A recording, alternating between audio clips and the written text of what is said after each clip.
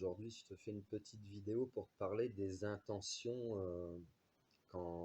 si tu es thérapeute, quand tu fais des soins, en fait.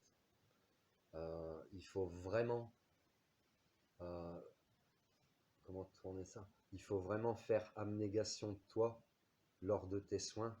Abnégation, ça veut dire que toi, tu te mets de côté, que ce soit que ça concerne ta vie personnelle. C'est-à-dire qu'en fait, si tu arrives à faire abnégation de toi, même si dans ta vie c'est le bordel, que ça va pas, tu arriveras à faire tes soins, tu seras pas perturbé plus que ça, etc.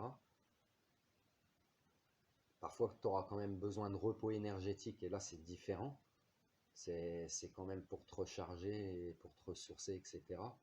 Mais sinon, en règle générale, tu peux faire des soins tout le temps en faisant abnégation de toi. Il n'y a pas de problème, tes capacités, elles sont là, elles ont toujours été là.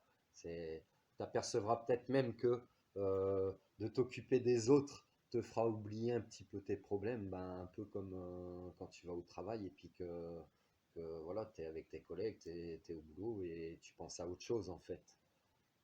Mais cette abnégation de toi, il faut la faire aussi vraiment euh, dans le sens où quand tu fais un soin, tu n'as pas d'attente de retour.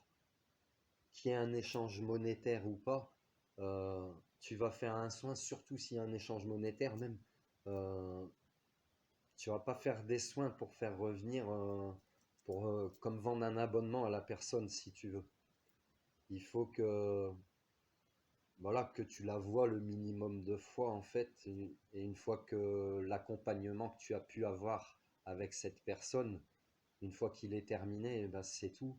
Et ça doit pas être trop long dans la durée parce que sinon, pose-toi des questions sur tes intentions personnelles lors de ces soins. Euh, les personnes qui viennent voir des thérapeutes bien-être ne sont pas une manne financière, ils viennent juste comme ils vont voir un médecin, que nous on n'est pas, mais comme ils vont voir un médecin, ils vont le voir pour guérir de quelque chose et après ils ne le revoient pas jusqu'à la fois suivante.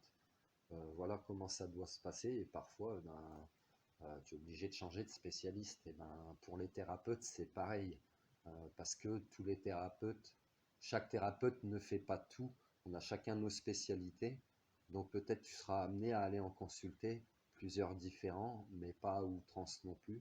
Et pour la personne qui donne les soins, je t'encourage à essayer d'être le plus pur possible dans tes intentions pour pas générer cette manne financière parce qu'on n'est pas censé faire de l'argent sur le malheur des autres, en fait, tout simplement. Euh, voilà, dans le domaine du thérapeutique, l'holistique, l'ésotérisme, etc., on peut voir tout et n'importe quoi, et des fois, c'en est même hallucinant, les prix qu'on peut proposer pour des soins, des formations, des choses comme ça. Et voilà, des fois, je trouve pas ça très normal. C'est que mon point de vue, mais, mais voilà, donc fais attention aux intentions que tu mets dans ton soin. La personne, elle est là, c'est pour son bien. Donc, vois toujours son besoin à elle, son bien à elle. Et si tu la vois qu'une fois et qu'elle t'a pas payé, ben c'est pas grave. Toi, tu as fait ce que tu devais faire, quoi, en fait. Voilà. Sur ce, prends soin de toi. J'espère que mes vidéos, elles t'aident dans ton développement personnel ou spirituel. Tu peux me retrouver tous les matins sur Instagram avec les cartes pour les énergies de la journée. Tu peux t'abonner là, tu peux à ma chaîne YouTube, tu peux liker, tu peux partager, tu peux activer la petite cloche aussi pour être averti des vidéos qui sont mises en ligne. Voilà, sur ce, prends soin de toi.